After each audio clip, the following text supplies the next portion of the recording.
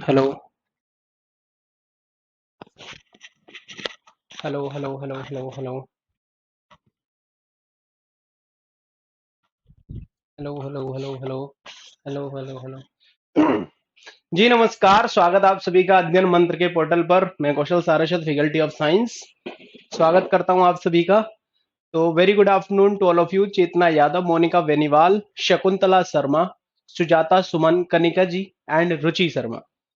तो अंतिम जो क्लास थी उसमें मैंने आपको मोशन वाला टॉपिक पढ़ाया था, क्योंकि हमसे बाई चांस गलती से वो टॉपिक रह गया था और हमने आपको उसको नहीं पढ़ाया था। आपने उस चीज को लेकर के कुछ कमेंट डाले, हमने उस चीज को फिर से संज्ञान में लिया और संज्ञान में लेने के बाद में फिर से हमने आपको इस टॉपिक को करवा दिया जी। ठीक है, तो मुझे एक बात बताएंगे, आज का जो हमारा टॉपिक है वो है बेसिकली फोर्स। एक बार मैं फिर से देख लेता हूं कि क्या हम ये टॉपिक पहले करा चुके हैं या नहीं। प्लीज थोड़ी सी हेल्प करेंगे कि आज जो टॉपिक है फोर्स वाला, शायद हमने एनर्जी आपको करवा दिया था, फोर्स वाला टॉपिक हमने नहीं कराया था। ठीक है भाई, तो मैं जस्ट एक सेकंड में क्या कर लेता हूं, चेक कर लेता हूं।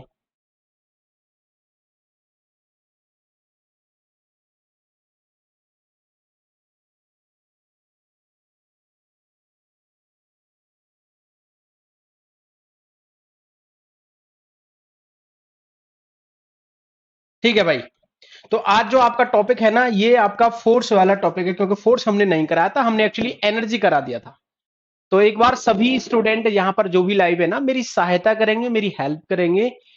भारद्वाज जी नमस्कार, afternoon. Monika Rathi, very good afternoon. चलिए भाई, तो आज का टॉपिक है हमारा फोर्स। आराम से पढ़ेंगे, बहुत अच्छे तरीके से। चलिए जी, तो आज का जो आपका टॉपिक है ये है आपका फोर्स, यानी कि बल। मेरे प्यारे दोस्तों, बल जो आपका टॉपिक है ना, इसकी ना मेनली आपकी दो क्लासेस होती हैं। फोर्स हो गया है, उत्कर्ष कह रहे हैं कि फोर्स हो गया है सर जी। शिखा भी बोल रहे हैं फोर्स हो गया। अच्छा चलो सर, टाइप ऑफ फोर्स भी हो गया है। अच्छा ठीक है, फोर्स हो गया है। मुझे एक बात बताएंगे, लॉज ऑफ मोशन हो गए हैं क्या? ठीक है, थैंक यू एवरीवन। ठीक है, आप मुझे बताएंगे। ठीक है, फोर्स एंड फोर्स के टाइप मैंने करा दिए। क्या लॉज ऑफ मोशन, यानी कि न्यूटन के जो तीनों नियम है, पहला वाला नियम, दूसरा वाला नियम, तीसरा वाला नियम, क्या वो मैंने करवा दिए हैं? वो एक बार ये और बता देंगे प्लीज। थैंक यू एवरीवन, बहुत अच्छा करा, काम किया आपने जो मुझे बता दिया। तो मुझे एक बार बताएंगे, क्या हमने लॉज ऑफ मोशन को भी कर लिया है? हाँ भाई, क्या हमने लॉज ऑफ मोशन को भी कर लिया है? Thank you. अगर हमने फोर्स के टाइप कर लिए हैं, मुझे बताएंगे क्या हमने लॉज ऑफ मोशन भी कर लिया है? Sir force topic was also completed. बहुत बढ़िया जी शर्मा जी। तो मुझे एक बात बताएंगे आप लोग, क्या हमने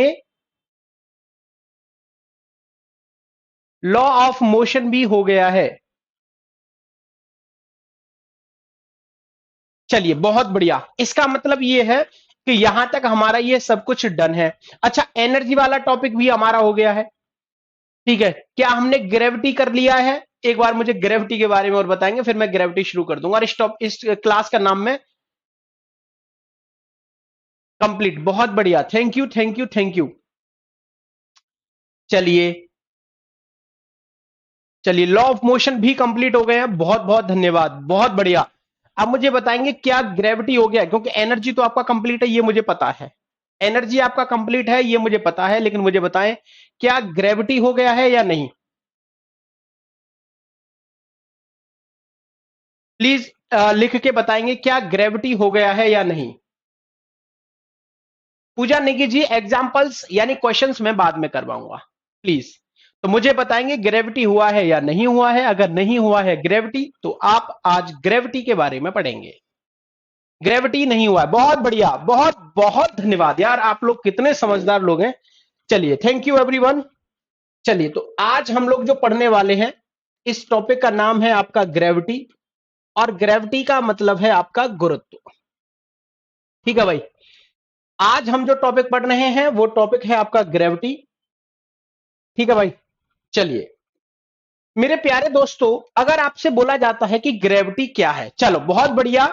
ग्रेविटी नहीं हुआ है, gravity not yet. Gravitational force किया है बट ग्रेविटी, बिल्कुल धन्यवाद। चलिए अब हम शांति से ग्रेविटी पढ़ते हैं। शांति किसी का नाम नहीं है, शांति का मतलब है आराम से पढ़ते हैं ना भाई। चलो ध्यान से, ग्रेविटी क्या है? देखो, एक्चुअली ये कोई एक ट्री है। ये क्या है? कोई एक ट्री है भाई। ट्री तो ऐसे ही होते हैं, ठीक है भाई। तो ये क्या है? कोई एक ट्री है। अब क्या होता है, अब ट्री है तो थोड़ा सा बड़ा ही है ना भाई। ये मान लीजिए इस तरह का कोई ट्री है ये। अब यहां से क्या हुआ, इस ट्री से एक फ्रूट गिरता है, ठीक है भाई। इस ट्री से क्या होता है, एक फ्रूट गिरता है। और ये फ्रूट आप देख के समझ गए होंगे कि ये कौन सा वाला फ्रूट है, ठीक है भाई। ये वाला फ्रूट आप समझ गए होंगे कि यह कौन सा वाला फ्रूट है, ठीक है भाई। चलिए अब यहां पर क्या होता है कि ये फ्रूट जैसे ही इस ट्री से गिरता है, जैसे ही ये इस ट्री से गिरता है, तो यह ऊपर से नीचे की तरफ आता है। यह ऊपर से नीचे की तरफ आता है। और यहां पर एक भाई साहब बैठे हुए थे चेयर पे, काफी पढ़े लिखे हैं ये, काफी पढ़े लिखे थे। और जैसे ही इनके हाथ में एक बुक लगी हुई थी और ये यहां पर बैठ के पढ़ रहे थे, और इनकी निगाह इस एप्पल की तरफ जाती है। जैसे ही ये एप्पल की तरफ जाते हैं, तो इन्होंने बोला, इनके दिमाग में एक आइडिया आया, इनके दिमाग में एक क्वेश्चन अराइज हुआ कि अगर कोई भी फ्रूट टूटता है तो वह जमीन की तरफ ही क्यों आता है। और जब ये आइडिया इनके दिमाग में आया, और ये क्या है, अर्थ यानी कि पृथ्वी, तो जैसे ये टूटा तो ये पृथ्वी की तरफ आया। और पृथ्वी की तरफ आया तो इनके दिमाग में एक आइडिया आया और इन्होंने बोला कि जो अर्थ है ना, इसके अंदर एक अट्रैक्टिव फोर्स है। पृथ्वी के अंदर एक आकर्षण बल है, जिसकी वजह से ये फ्रूट गिर के अर्थ की तरफ आ रहा है। और जैसे ये आइडिया इनके दिमाग में आया, तो इन्होंने इस फोर्स को एक नया नाम दिया, और उसी को हम लोग बोलते हैं ग्रेविटी। तो हम यहां पर बोल सकते हैं कि ग्रेविटी क्या है। तो मैं सबसे पहली बात लिखूंगा यहां पर, according to Newton. According to Newton, Newton के अनुसार जब भी किसी भी वैज्ञानिक या किसी भी नॉन पर्सन के द्वारा बात होती है, तो हम इस तरह के इन्वर्टेड कॉमा लगाते हैं। अगर कोई अननोन पर्सन होता है तो सिंगल लगाते हैं ना, आप ये बात जानते होंगे। हिंदी और इंग्लिश वाले सर ने आपको ये बात सिखाई होगी। According to Newton, gravity is an attractive force.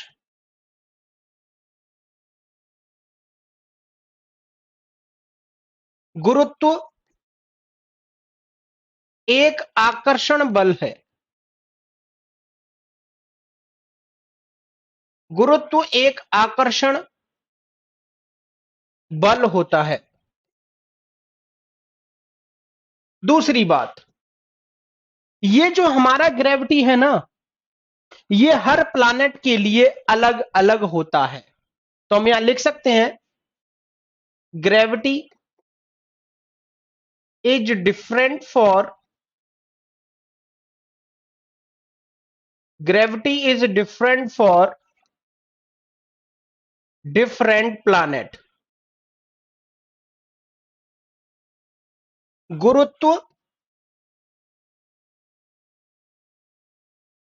अलग अलग ग्रहों के लिए, अलग अलग ग्रहों के लिए अलग अलग होता है।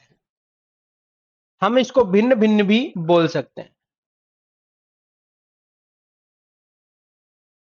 अगर हम यहां पर पर्टिकुलरली बात कर रहे हैं अर्थ के लिए, तो मेरे प्यारे दोस्तों और समझदार दोस्तों, अर्थ के लिए ग्रेविटी की वैल्यू 9.8 मीटर पर सेकंड स्क्वायर होती है। लिख सकते हैं यहां पर फॉर अर्थ। तो पृथ्वी के लिए ग्रेविटी का मान 9.8 मीटर पर सेकंड स्क्वायर होता है। बात समझ में आ रही है? किसी के दिमाग में कोई भी सवाल है किसी भी तरह का, तो भाई बिल्कुल आप मेंशन करें। आपके हर सवाल, हर कमेंट पर ध्यान दिया जाता है, लेकिन अगर आप किसी भी कमेंट में कोई भी सवाल पूछते हैं तो आपको जवाब दिया ही जाएगा। जय Hind and very good afternoon. ठीक है भाई, चलो अब इसके बाद में हम कुछ प्रॉपर्टीज जो है पढ़ते हैं।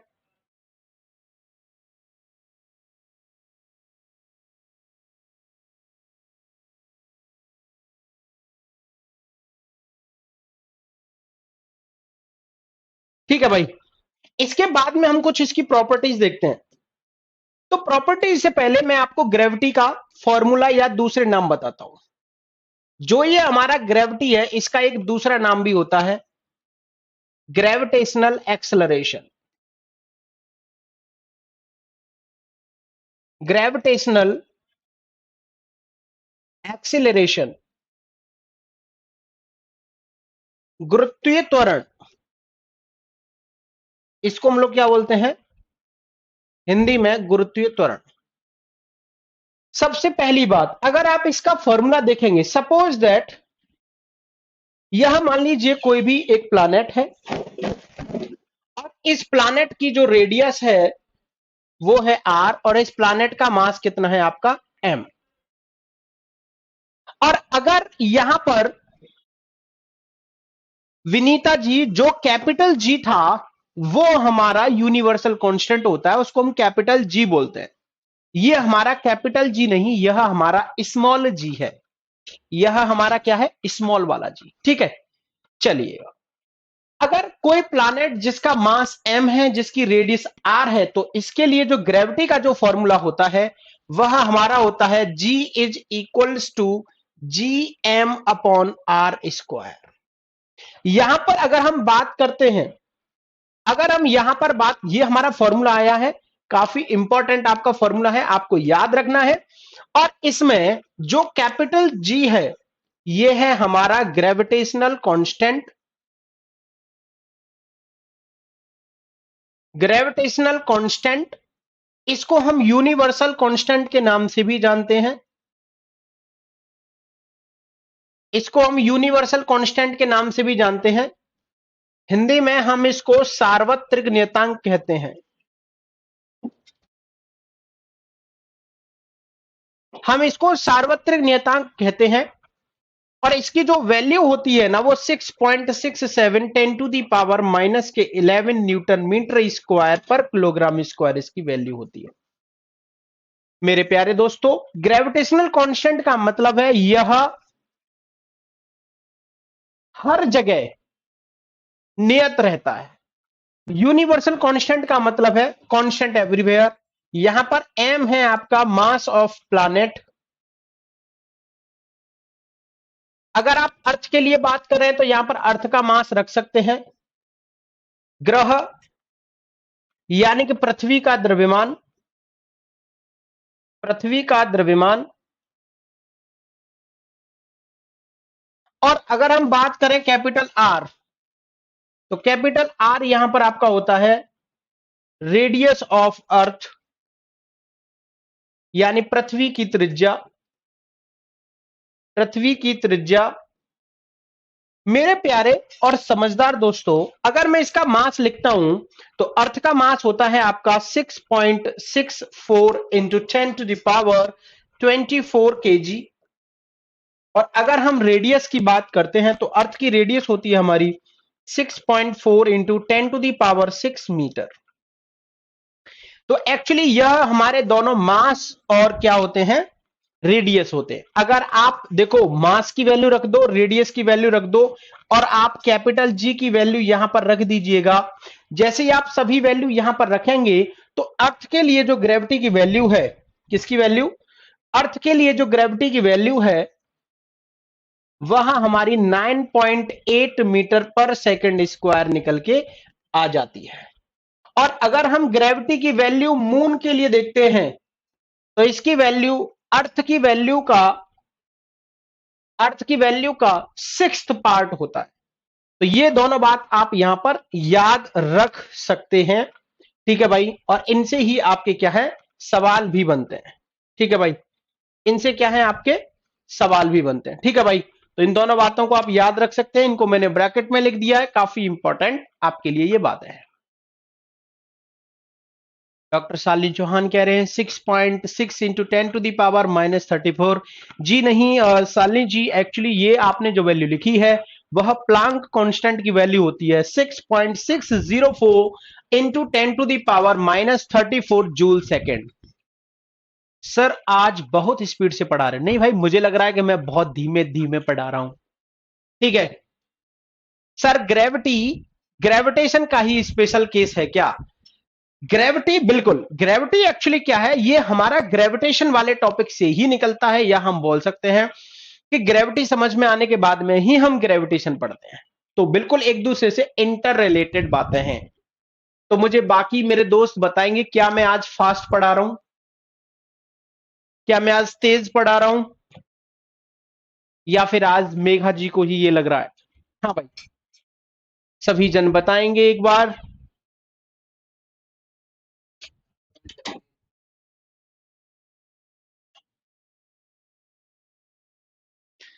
जल्दी बताइएगा। हाँ जी, तो ये हमारा बेसिकली यहां से ग्रेविटी की वैल्यू कैलकुलेट होकर के आ जाती है। एक बात और आपसे बार बार पूछी जाती है कि जो मास ऑफ मून होता है, मास ऑफ मून यानी कि जो चंद्रमा का जो द्रव्यमान होता है, वो 1/81 times of mass of earth होता है। देखो ये क्वेश्चन रेलवे में पूछा गया सवाल है, हो सकता है आपसे कभी पूछ ले। ठीक है भाई, तो इस क्वेश्चन को जो है आप याद रख सकते हैं। ठीक है भाई, तो ये जो है काफी इंपॉर्टेंट है, आप इसको भी यहां पर याद रख सकते हो, तो ये काफी इंपॉर्टेंट बात है। ठीक है भाई, चलिए, तो इससे भी अगर कम में स्पीड से पढ़ाऊंगा तो फिर दिक्कत हो जाएगी, है ना। इतना स्पीड से आपको पढ़ना ही पड़ेगा। ठीक है जी।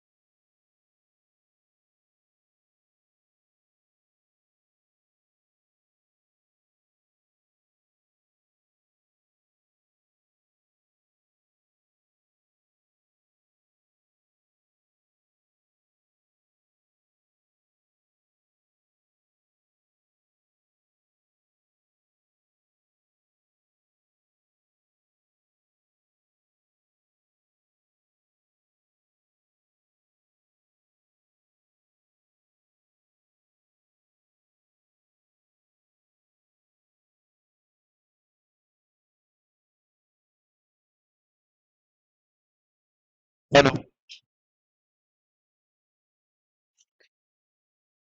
चलिए भाई, सर ग्रेविटी और ग्रेविटेशनल, देखो ग्रेविटी और ग्रेविटेशनल में कोई भी अंतर नहीं है। सिर्फ ग्रेविटी जो है वो एक क्या है, एक एक्सेलरेशन है, किसी भी चीज को अट्रैक्ट करने वाला एक फोर्स है। और ग्रेविटेशनल का मतलब है कांस्टेंट एवरीवेयर। ठीक है, ये दोनों एक ही वर्ड है, एक तरीके से हम बात करें तो ग्रेविटी और ग्रेविटेशनल एक ही बात है। There is no difference between them. हाँ, लेकिन देखो ये हमारा मास किसका है, चंद्रमा और अर्थ के मास। जो चंद्रमा जो है वो छोटा है, तो कितना छोटा है, वो आपका पृथ्वी से 81 गुना छोटा है। कितने गुना? 81 गुना। यानी 81 चंद्रमा मिलकर के एक पृथ्वी बना सकते हैं। चलो मैं एक सवाल यहां पर आपको देता हूं। एक क्वेश्चन आपसे बोला जाता है, the mass of a man on the earth is 60 kg, then the mass on the moon is, Hindi में लिखें, यदि पृथ्वी पर, यदि पृथ्वी पर, यदि पृथ्वी पर किसी व्यक्ति का, यदि पृथ्वी पर किसी व्यक्ति का द्रव्यमान 60 किलोग्राम है तो चंद्रमा पर इसका द्रव्यमान कितना होगा। तो देखो इस तरह से सवाल जो है वो आपसे पूछा जाता है और आपके पास में ऑप्शन भी होते हैं, 60 किलोग्राम, 6 किलोग्राम, 10 किलोग्राम या 600 किलोग्राम। चलिए भाई इस क्वेश्चन का जवाब दें, इस प्रश्न का जवाब क्या होगा। हाँ भाई, इस प्रश्न का जवाब क्या होगा। हाँ भाई बताएं, इस प्रश्न का जवाब क्या होगा। जब भी इस तरह का कोई भी प्रश्न आएगा तो आपका जवाब क्या होगा। शीतल कह रहे हैं सर ग्रेविटी फोर्स में एक बॉडी अर्थ है तो दूसरी बॉडी का मास क्या होगा। ग्रेविटी फोर्स में एक्चुअली जो ग्रेविटी है ना ये एक अट्रैक्टिव फोर्स है, ये एक नेचुरल फोर्स है किसी भी प्लैनेट का। जैसे मान लो मैं हूं, मेरी बात को ध्यान से सुनना, ग्रेविटी और ग्रेविटेशनल में क्या है। अगर हम बेसिक डिफरेंस अगर फोर्स के टर्म्स में देख रहे हैं तो, अगर हम फोर्स के टर्म्स में अगर हम इन दोनों का डिफरेंस देखते हैं तो क्या होगा। जैसे मैं हूं, मैं आपको पढ़ाने आता हूं शाम को 6 बजे यूट्यूब चैनल पे, अध्ययन मंत्र वाले पे। अब वहां मुझे सपोज 70 बच्चे या 80 बच्चे डेली देखते हैं, तो मेरा जो खुद का अट्रैक्शन है ना वो सिर्फ 70-80 बच्चे हैं। रोहित सर जब भी क्लास लेते हैं तो 1000 बच्चे, 1500 बच्चे, 2500 बच्चे, 3500 बच्चे देखते हैं, उनका अट्रैक्शन उतना है। अगर मान लो साजिद सर क्लास ले रहे हैं तो उनको 250 बच्चे, 300 बच्चे, 400 बच्चे देख रहे हैं, तो उनका अट्रैक्शन उतना है, यानी कि लगाव, खिंचाव। तो जो ग्रेविटी है ना वो किसी एक पर्टिकुलर प्लैनेट का खिंचाव होता है, किसी एक व्यक्तिगत, किसी एक पर्टिकुलर प्लैनेट का अट्रैक्टिव फोर्स होता है। लेकिन जो हमारा ग्रेविटेशनल है वो हमारे दो बॉडीज के बीच में लगता है, एक बॉडी और दूसरी बॉडी, कि उन दोनों के बीच में अट्रैक्शन क्या है। जैसे मैं और मेरे फादर, आप या कोई और भी हो सकता है, अट्रैक्शन तो अट्रैक्शन है कि नहीं, आप और आपका दोस्त, तो अट्रैक्शन इज अट्रैक्शन। तो मेरा कहने का मतलब है वहां पर दो बॉडीज होती हैं, लेकिन जो ग्रेविटी है वो एक पर्टिकुलर बॉडी का अट्रैक्शन होता है। यस, तो ग्रेविटी जो होती है वो एक पर्टिकुलर प्लैनेट की होती है। अगर अर्थ है तो अर्थ की ग्रेविटी है, मून है तो मून की भी अपनी ग्रेविटी है, बृहस्पति की अपनी ग्रेविटी है, सन की भी अपनी ग्रेविटी है। तो हर स्टार, हर प्लैनेट की अपनी एक ग्रेविटी, अपना एक अट्रैक्टिव रीजन होता है, अपना एक फोर्स होता है, नेचुरल फोर्स होता है।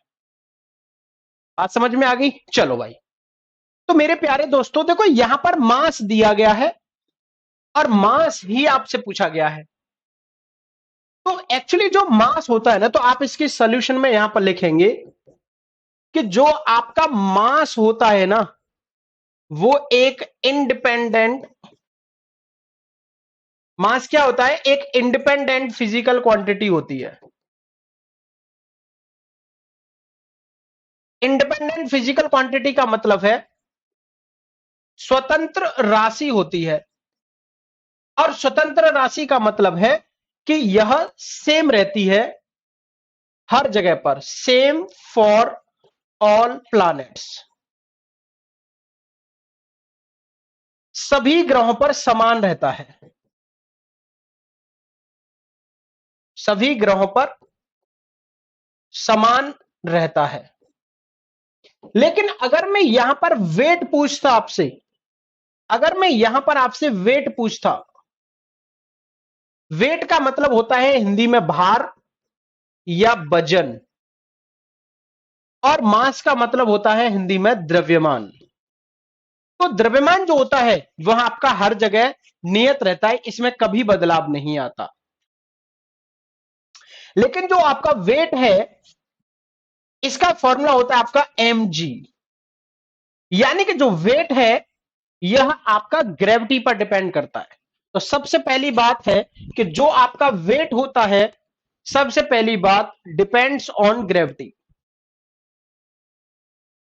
डिपेंड्स ऑन ग्रेविटी, गुरुत्व पर निर्भर करता है, गुरुत्व पर निर्भर करता है।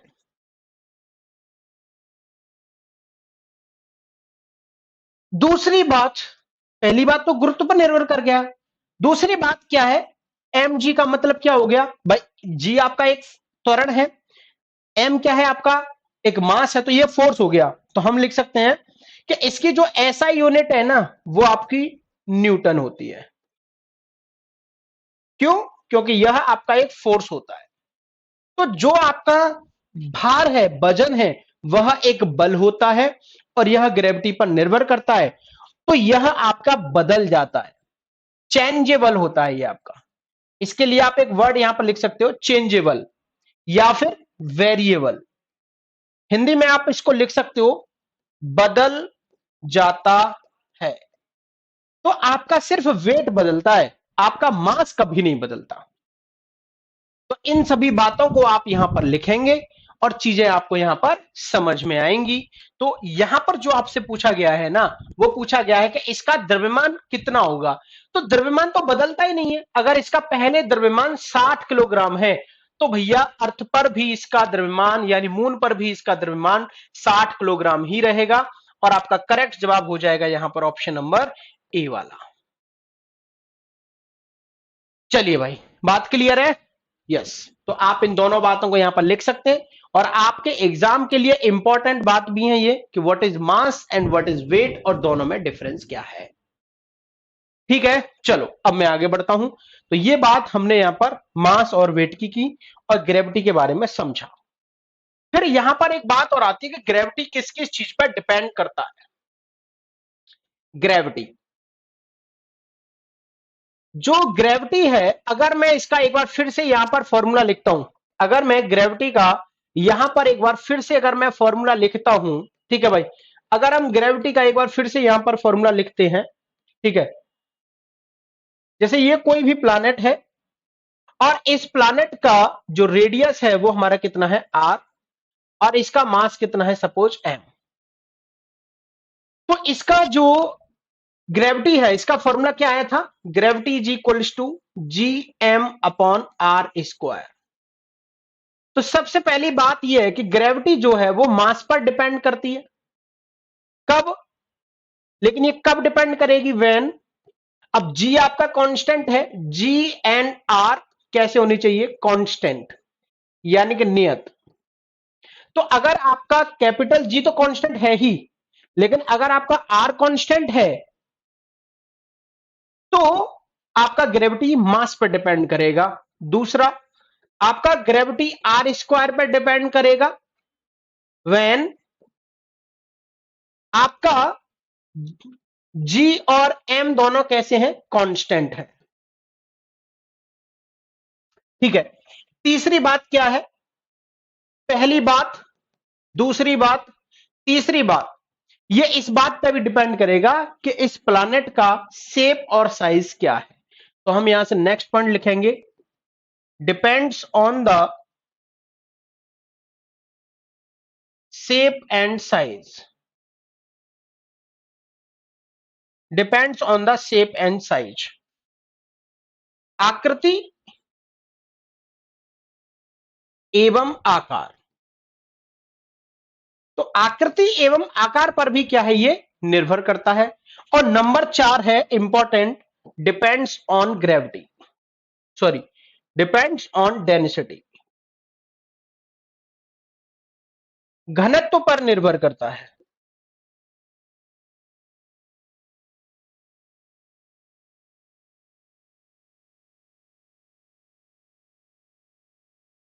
घनत्व पर निर्भर करता है। तो इतनी सारी चीजों पर यह डिपेंड करता है। सर जी वेट मून पर कितना होगा, वेट समझ नहीं आया, चलो ठीक है, मैं अभी उसी सवाल में बता देता हूं, पहले यहां तक समझ लो, ठीक है। देखो वेट वाले में बात यह है कि अगर मैं यहां पर वेट कैलकुलेट करता हूं तो हमारा वेट जो है मून पर कितना, पहले अर्थ पर निकाल लेते हैं। तो हमारा जो वेट है वो अर्थ पर कितना हो जाएगा, 60 किलोग्राम इंटू जी की वैल्यू कितनी होती है 10, तो 600 न्यूटन। ठीक है, ये हमारा वेट कहां पर आ गया, अर्थ पे। अब आपसे बोला जा रहा है कि वेट बताओ मून पे। तो मून पे जो वेट होगा वो 1/6 हो जाएगा, किसका, वेट ऑफ अर्थ का। तो अगर आप इसको 6 से डिवाइड करोगे तो मून पर जो वेट है वो आपका कितना आ जाएगा, 100 न्यूटन। तो आपका जो वेट है अर्थ पर 600 होगा, क्योंकि ग्रेविटी आपकी 10 होती है अर्थ पे, 9.8 को हम 10 लिख सकते हैं। और हमारी जो अर्थ है उस पर ग्रेविटी की वैल्यू है 10, और जो हमारा मून है वहां पर कितना है, 1/6। तो 1/6 मैंने इसको कर दिया, 600 को 6 से डिवाइड करूंगा तो 100 न्यूटन आ जाएगा, है ना। तो हमारा वेट क्या हो गया, अलग अलग 600 न्यूटन और 100 न्यूटन, लेकिन मास जो कभी नहीं बदलता है। इस वाले फॉर्मूले को मैंने यहां पर यूज किया है, mg एंड mg। ठीक है, चलो इन सभी बातों को जरा फिर से देखेंगे तो आपके पास में यहां पर ये 4 पॉइंट हैं और आपको पता लग गया कि ग्रेविटी किस किस चीज पर क्या है, डिपेंड करती है। ठीक है भाई, चलो यहां तक लिखें। कोई तकलीफ है, कोई क्वेश्चन है तो प्लीज मेंशन करें। हाँ भाई, लिख लिया ना। अब मैं ग्रेविटी को अर्थ के लिए लिखना चाहता हूं। अब मैं ग्रेविटी को किसके लिए लिखना चाह रहा हूं, अर्थ के लिए। ग्रेविटी को हम अर्थ के लिए लिखना चाह रहे हैं कि अर्थ के लिए ग्रेविटी जो है वो किस तरीके से बदलेगी। क्लियर है ये बात। हाँ भाई, मैं आगे बढ़ूं क्या, चलो। अब जरा ध्यान से देखेंगे कि अगर आपसे यहां पर बोला जा रहा है ग्रेविटी, मैं यहां से लिख देता हूं डायरेक्ट फॉर अर्थ। पृथ्वी के लिए क्या होगा, ठीक है भाई, फॉर अर्थ पृथ्वी के लिए क्या होगा। देखें, अब जैसे हमने यहां पर देखा है कि वास्तव में पृथ्वी का जो शेप है ना वो इस तरीके से होता है। पृथ्वी जो है वास्तव में कुछ ऐसी है, फ्लैट है, ये पूरी तरीके से स्फेरिकल नहीं है। अगर हम यहां पर, यह है अर्थ का सेंटर, यह है आपका इक्वेटर, यह है आपका इक्वेटर, भूमध्य रेखा, भूमध्य रेखा, और यह है आपका पोल जिसको हम लोग बोलते हैं ध्रुव। ठीक है, जिसको हम लोग क्या बोलते हैं, ध्रुव, इसको हम लोग क्या बोलते हैं, इक्वेटर। मेरे प्यारे दोस्तों, अगर आप यहां पर डिस्टेंसेस देखोगे तो इस सेंटर से आर की दूरी थोड़ी सी ज्यादा है इक्वेटर पर, और आर की वैल्यू यानी इसकी जो रेडियस है वो थोड़ी सी कम है पोल्स पर। This is the actual shape and size of the अर्थ। और ग्रेविटी क्या है, डिपेंड करती है, अभी हमने देखा था आर स्क्वायर पे, लेकिन ये कब डिपेंड करती है, व्हेन मास इज कांस्टेंट। तो भाई मास तो यहां पर कांस्टेंट है ही, मास तो इसका m है ही। ठीक है भाई, भाई मास तो इसका यहां पर क्या है, m है ही। तो हमारा ग्रेविटी हमारा ये आ गया। अब यहां से आपको एक चीज मिलेगी क्या, कि अगर इनवर्स का मतलब ये है कि अगर कहीं पर r ज्यादा है तो वहां पर ग्रेविटी होगी कम, और अगर कहीं पर r कम है तो वहां पर ग्रेविटी होगी ज्यादा। According to this formula, inverse का मतलब होता है कि जहां पर r कम होगा वहां पर g ज्यादा होगा, और जहां पर r कैसा होगा, ज्यादा, वहां पर g होगा आपका कम। तो ये हम किसके लिए पढ़ रहे हैं, तो देखो r ज्यादा कहां पर है, इक्वेटर। तो ये वाली बात तो आपकी इक्वेटर के लिए होगी। भाई हिंदी में मैं लिख चुका हूं भूमध्य रेखा। r कम किसके लिए, पोल्स के लिए। तो आपको ना यहां पर एक बात पता लग गई, क्या बात पता लग गई भाई आपको, आपको यहां पर एक बात पता लगी कि जो हमारा पोल्स है और जो हमारा इक्वेटर है, इन दोनों पर ग्रेविटी की वैल्यू कहां पर कितनी कितनी होती है।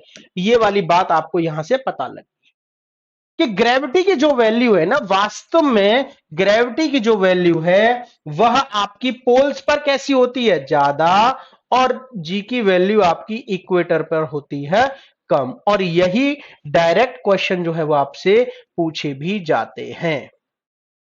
ठीक है भाई, तो आप इस क्वेश्चन को यहां से आराम से लिख भी सकते हो। ठीक है भाई, तो ये आपका क्या है, एक इंपॉर्टेंट पॉइंट बन गया। ठीक है, तो फटाफट लिखो इसको। फिर मैं आपको एक और बात बताता हूं कि अगर आप अर्थ के सरफेस से ऊपर जा रहे हैं या फिर आप अर्थ के सरफेस से नीचे आ रहे हैं, तो उस कंडीशन में आपकी ग्रेविटी पर क्या इफेक्ट पड़ेगा।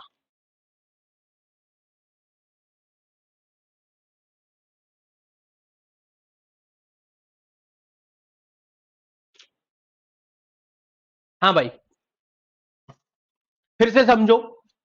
हमारा अर्थ वास्तव में ऐसा है, जहां पर आर ज्यादा होगा वहां पर ग्रेविटी कम होगी, इस फॉर्मूले के अनुसार। जहां पर ग्रेविटी कम, जहां पर रेडियस कम है, वहां पर ग्रेविटी ज्यादा होगी, इस फॉर्मूले के अनुसार, क्योंकि ये इनवर्सली प्रोपोर्शनल है। ठीक है भाई, चलिएगा, थैंक यू। अब देखते हैं नेक्स्ट केस। अगर ये हमारा अगर ये हमारा हम किसके लिए बात कर रहे हैं यहां पर, अगर हम बात कर रहे हैं, बताओ भाई किसके लिए बात कर रहे हैं। हम बात कर रहे हैं कि अगर हम अर्थ के सरफेस से ऊपर जाते हैं या फिर नीचे आते हैं। गोइंग अपवर्ड, ऊपर जाने पर,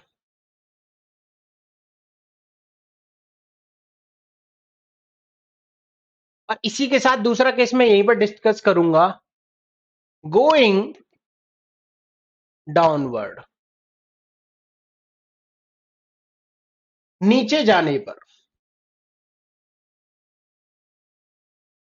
तो आप पृथ्वी के सरफेस से ऊपर जाएं या फिर आप नीचे जाएं, आप अर्थ के सरफेस से ऊपर जाएं या फिर आप नीचे जाएं। ठीक है भाई, आप ऊपर जाइएगा या फिर आप नीचे जाइएगा, क्या फर्क पड़ेगा।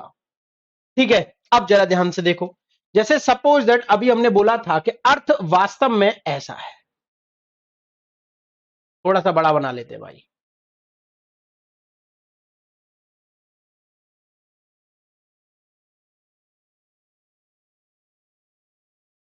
यहां पर थोड़ा सा छोटा बना लेते हैं। ठीक है, दोनों ही अर्थ है लेकिन एक को बड़ा बनाया एक को छोटा बनाया है।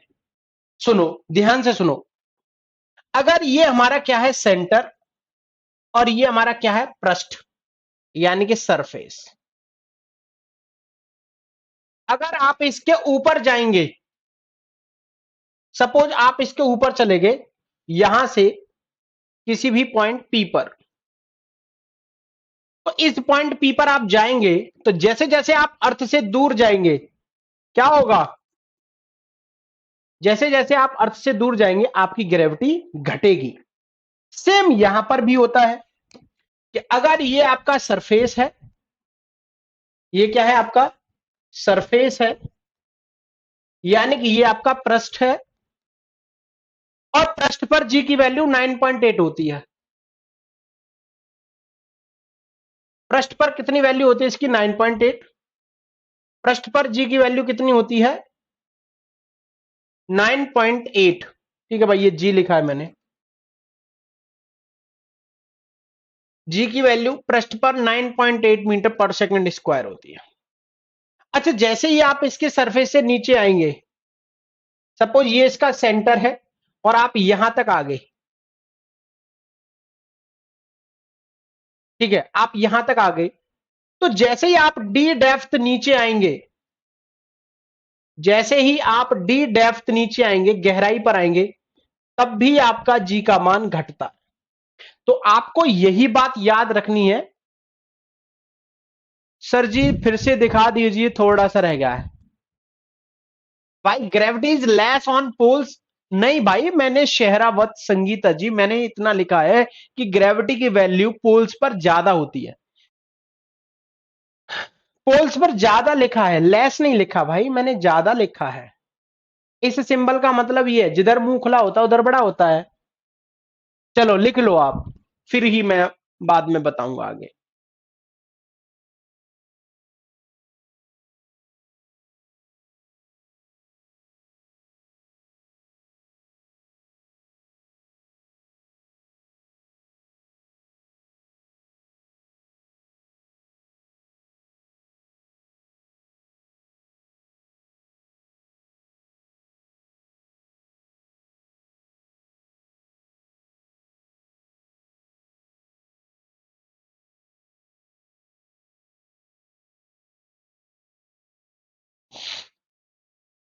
लिख लिया भाई? अगर आपने लिख लिया हो तो फिर मैं आगे बढ़ जाऊंगा प्लीज। इतना धीमे धीमे पढ़ोगे तो कैसे कोर्स कर पाओगे यार? अभी 4-5 दिन अगर मैंने 2-3 क्लास और एक्स्ट्रा ले ली तो फिर आप में से बहुत सारे दोस्त हैं वो कमेंट करेंगे, सर जी कितना टाइम लगेगा, इतने तो सवाल भी नहीं आते जितना आप टाइम लगा रहे हो, अगर ऐसे फिजिक्स खत्म करोगे तो हम क्या पढ़ें? भाई बड़ी समस्याएं होती हैं, है ना? थोड़ा सा यार रहम कर लो, आराम आराम से पढ़ते रहो, है ना? लेकिन एक थोड़ी सी स्पीड भी मेंटेन रखनी पड़ती है, ठीक है? चलो भाई लिख लिया, बहुत धन्यवाद।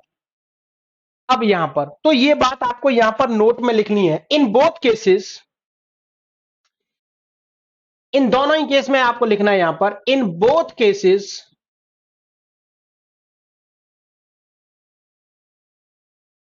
The value of gravity is decrease. दोनों ही, दोनों ही, अब हिंदी में केस को क्या बोलेंगे भाई? दोनों ही कारणों में गुरुत्व का मान घटता है। और ये बात बहुत इंपॉर्टेंट है, ठीक है भाई? ये बात क्या है? बहुत इंपॉर्टेंट है, ठीक है? तो दोनों ही केस में ग्रेविटी का मान घट जाता है। कोई बात नहीं संगीता जी, कोई बात नहीं, बाई मिस्टेक कुछ नहीं होता, कोई बात नहीं। देखो, पूछ लिया तो पूछ लिया और हमने बता भी दिया। चलिए भाई, यहां तक बात समझ में आ गई? तो ये आपके कुछ सवाल हैं जो आपसे डायरेक्ट पूछे जाते हैं। चलो, अब मैं आपको एक बात बताऊंगा, एक होती है आपकी ऑर्बिटल स्पीड, ऑर्बिटल स्पीड,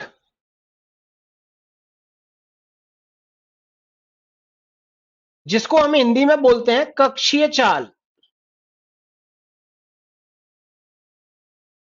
जिसको हम क्या बोलते हैं भाई? कक्षीय चाल। और एक होती है आपकी एस्केप वेलोसिटी,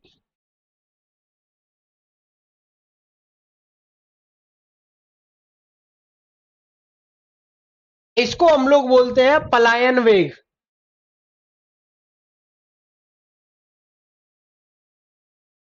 इसको हम लोग बोलते हैं पलायन वेग। अब इन दोनों में बेसिक डिफरेंस क्या है?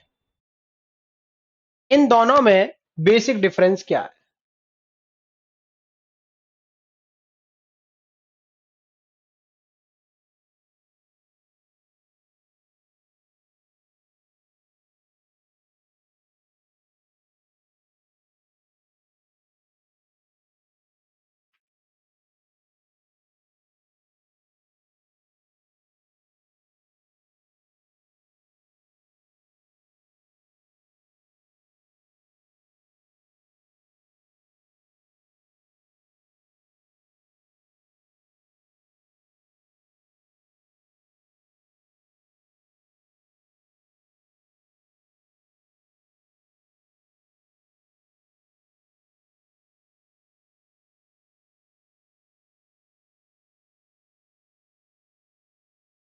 देखें भाई, एक्चुअली ये सभी हमारे क्या है? ये है अर्थ,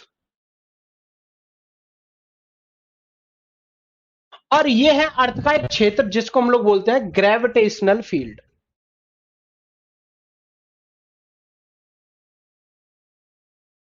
ठीक है? गुरुत्वीय क्षेत्र।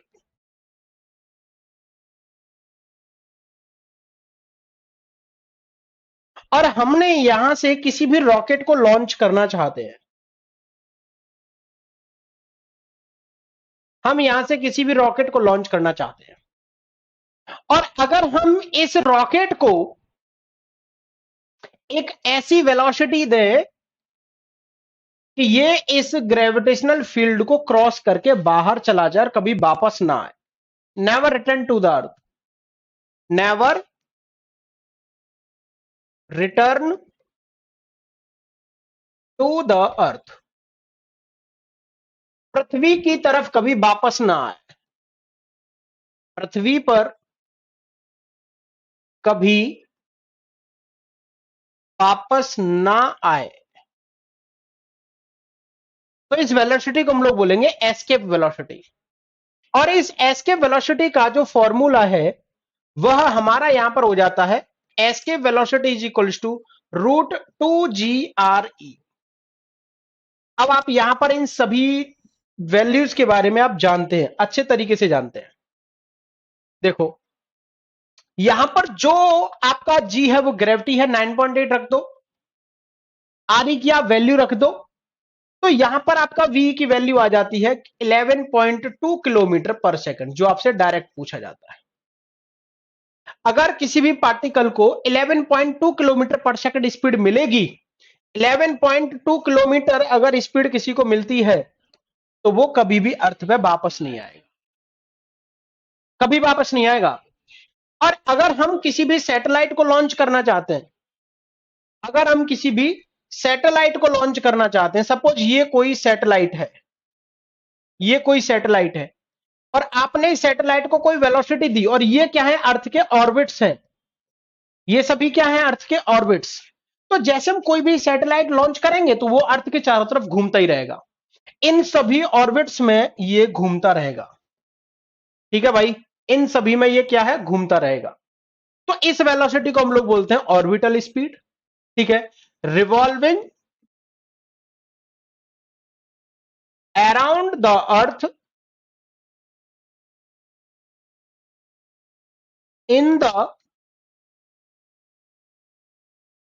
Orbits of the earth. पृथ्वी के कक्षाओं में, पृथ्वी की कक्षाओं में, पृथ्वी की कक्षाओं में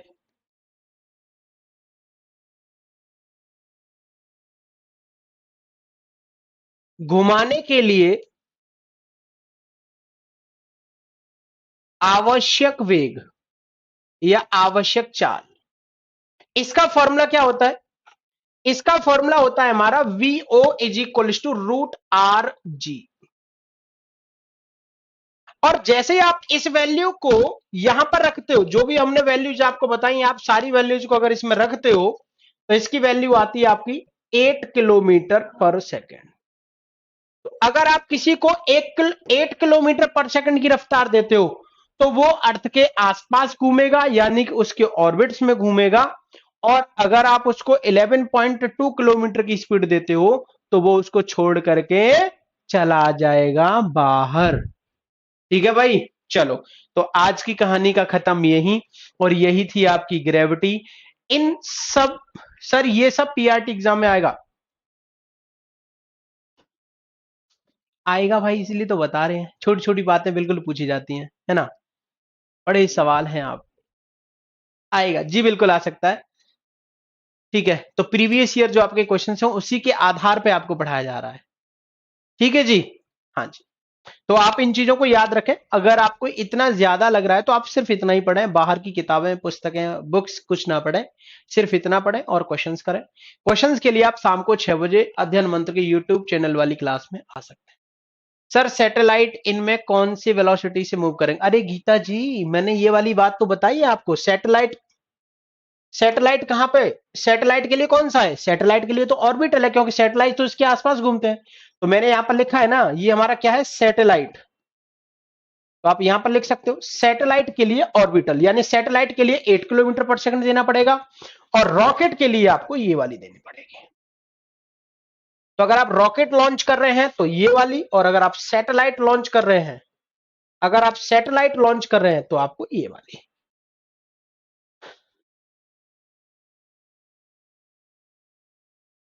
तो √RG लिखा है विनीता जी, है ना भाई। चलिए भाई, तो आज के लिए मैं क्लास को यहीं पर समापन कर रहा हूं, ठीक है। नेक्स्ट जो हमारी क्लास होगी उसमें आपका टॉपिक होगा हीट एंड टेम्परेचर, और एक ही क्लास होगी, और उस एक क्लास में मैं आपका कंप्लीट करवा दूंगा, क्योंकि है ही टॉपिक छोटा सा, तो वो टॉपिक एक क्लास में आपका समाप्त हो जाता है। ठीक है, अगर एक क्लास में नहीं होगा तो दो में हो जाएगा, तो टेंशन वाली बात नहीं है। ठीक है भाई।